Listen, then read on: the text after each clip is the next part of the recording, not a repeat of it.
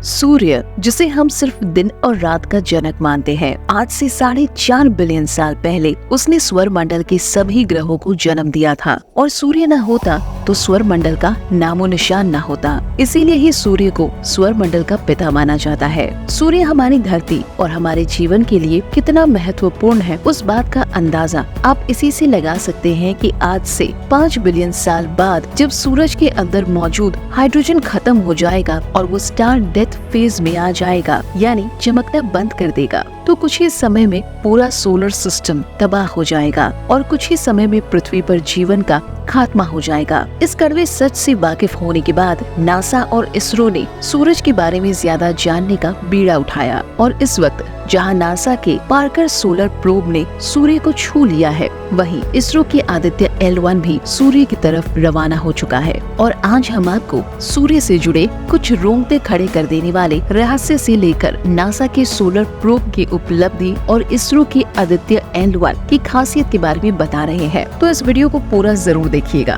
दोस्तों, 20वीं सदी की शुरुआत तब जब वैज्ञानिकों को इस बात का अंदाजा लग चुका था कि सूर्य न सिर्फ धरती पर दिन और रात को कंट्रोल करता है, बल्कि सूर्य की वजह से ही हमारे यहाँ हरियाली है। सूर्य की गर्मी से ही पृथ्वी पर सही तापमान मेंटेन होता है और धरती पर पल रहे सभी जीवित प्राणी किसी न किसी तरह से सूर्य पर निर्भर है। तभी उनमें सूर्य के बारे में ज्यादा जानने की उत्सुकता बढ़ने लगी और सूर्य पर रिसर्च करने के लिए उन्होंने स्पेक्ट्रोग्राफ नाम का यंत्र बनाया, जिससे उन्होंने सूर्य को मॉनिटर करना शुरू कर दिया, जिसमें वो सूर्य से आने वाली रोशनी की वेवलेंथ और कलर को स्टडी करके सूरज के तापमान को समझने की कोशिश करने लगे। दरअसल किसी भी लाइट की वेवलेंथ और कलर का डायरेक्ट कनेक्शन उसके तापमान से होता है और इस रिसर्च के दौरान जो नतीजा वैज्ञानिकों के सामने आया, उसके रहस्य से आज तक कोई पर्दा नहीं उठा सका। वैज्ञानिकों ने देखा कि सूरज की सतह यानी कि फोटोस्फीयर का तापमान तो 5500 डिग्री सेल्सियस है, जबकि उसके वातावरण के बाहरी छोर यानी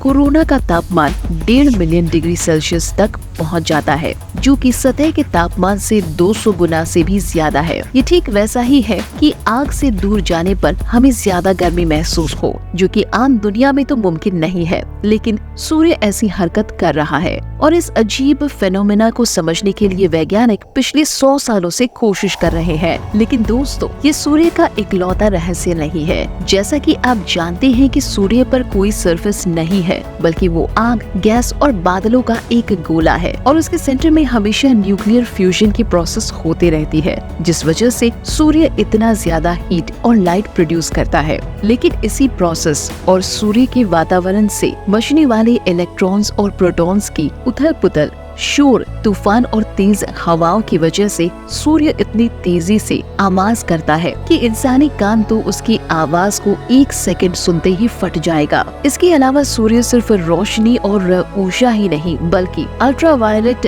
यानी UV radiation, infrared radiation, radio waves, X rays और गामा रेज जैसे कई प्रकार के रेडिएशन वेव्स छोड़ता है, जो काफी खतरनाक होती है।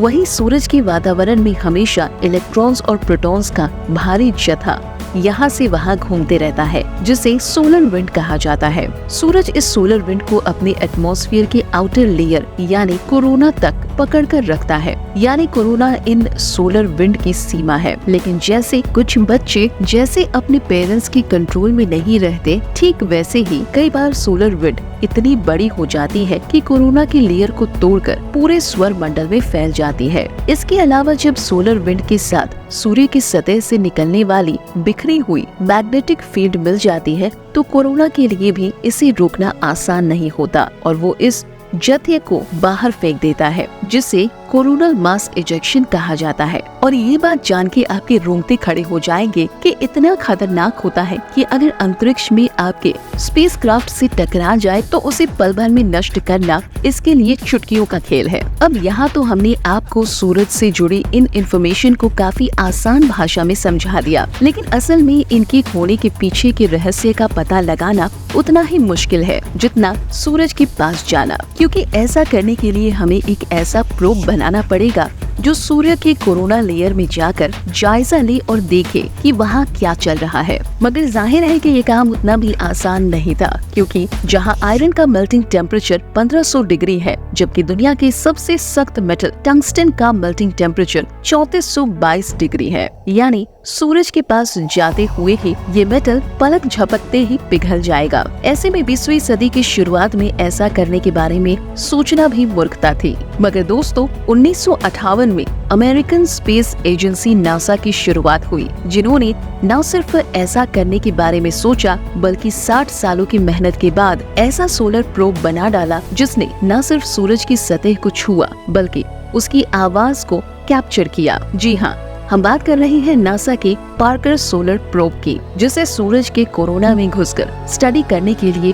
12 अगस्त 2018 के दिन धरती से रवाना किया गया था। प्लान के मुताबिक इसे सूरज के कई चक्कर लगाते हुए मौका मिलते ही कोरोना में एंट्री लेनी थी और सूरज का 8वां चक्कर लगाने के बाद 14 दिसंबर 2021 के दिन आखिरकार वो दिन आ चुका था, जिस दिन इस प्रोब ने सूरज के कोरोना को पहली बार छुआ था। वहाँ से इसने पहली तस्वीर जो भेजी, जिसमें आप हाई स्पीड पर चलने वाले पार्टिकल्स को देख सकते हैं। और फिर वैज्ञानिकों ने पार्कर सोलर प्रोब द्वारा भेजे गए डेटा, जैसे कि पार्टिकल का दबाव, मैग्नेटिक फील्ड में बदलाव और एनर्जी से भरे पार्टिकल्स के टकराव वगैरह का इस्तेमाल करके पहली बार सूरज की आवाज की ऑडियो क्लिप बनाई। क्योंकि स्पेस में साउंड ट्रैवल करने का मीडियम नहीं है, इसीलिए तेज आवाज में भी वहाँ सन्नाटा ही रहता है। इन ऑडियोज में पहली ऑडियो तब की है जब सोलर प्रोब पहली बार सूर्य के सबसे आउटर एटमॉस्फेयर यानी कि कोरोना में दाखिल हुआ था।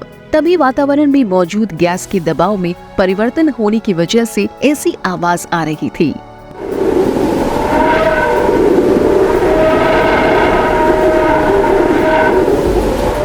जब ये प्रोब सूरज के थोड़ा और करीब गया तो उसे ऐसी आवाज सुनाई दी मानो कोई सीटी बजा रहा हो। इसीलिए व्हिस्लर मोड वेव्स नाम दिया गया था। तो आप भी सुनिए ये आवाज।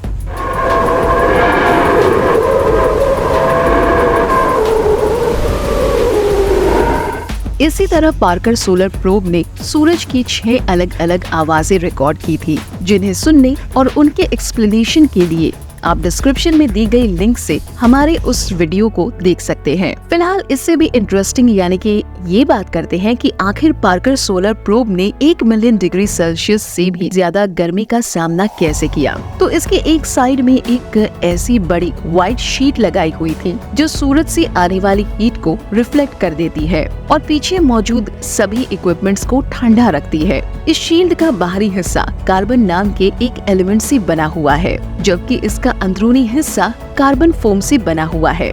ये दोनों ही एलिमेंट न सिर्फ सूर्य से आने वाली ज्यादातर हीट को रिफ्लेक्ट करते हैं, बल्कि ये पोरस होने की वजह से काफी हल्के भी होते हैं, जिस वजह से स्पेसक्राफ्ट पर इस बड़ी शील्ड का ज्यादा वजन नहीं पड़ता। इसके अलावा ये स्पेस प्रोब हीट के मामले में ऑटोमेटिक काम करता है, यानी इसमें एक ऐसा आर्टिफिशियल इंटेलिजेंस सॉफ्टवेयर लगाया गया है जो अपने 4 सेंसर्स की मदद से ये डिटेक्ट करता है कि आखिर ज्यादा गर्मी आ कहां से रही है और फिर शील्ड को उस तरफ मोड़ देता है और उस गर्मी को दूर ढकेल देता है। इस वजह से पिछले 2 सालों से कोरोना में चक्कर लगाते हुए भी पार्कर सोलर प्रोब आज भी नहीं पिघला। वहीं अब बात करते हैं इसरो के मिशन आदित्य L1 की। तो फिलहाल इसरो नासा की तरह अपने प्रोब को सूरज को छूने के लिए नहीं भेजा, बल्कि आदित्य L1 अंतरिक्ष में सूरज और पृथ्वी के बीच एक ऐसे पॉइंट की ऑर्बिट की तरफ बढ़ चुका है जहां सूरज और पृथ्वी दोनों की ग्रेविटी कैंसिल हो जाती है, जिस वजह से उस पॉइंट की ऑर्बिट में ये आसानी से घूमते हुए दूर से ही सूरज पर नजर रख सकता है।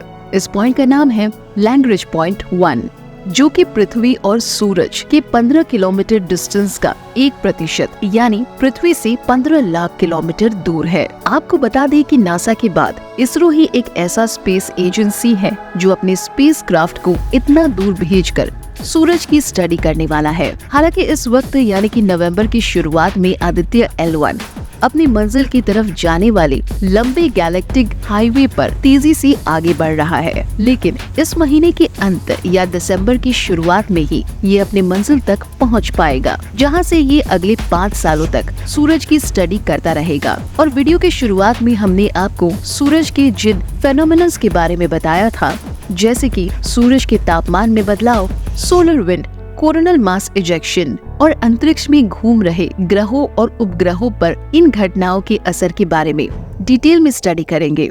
वहीं नासा का पार्कर सोलर प्रोब भी इस काम में लगा हुआ है।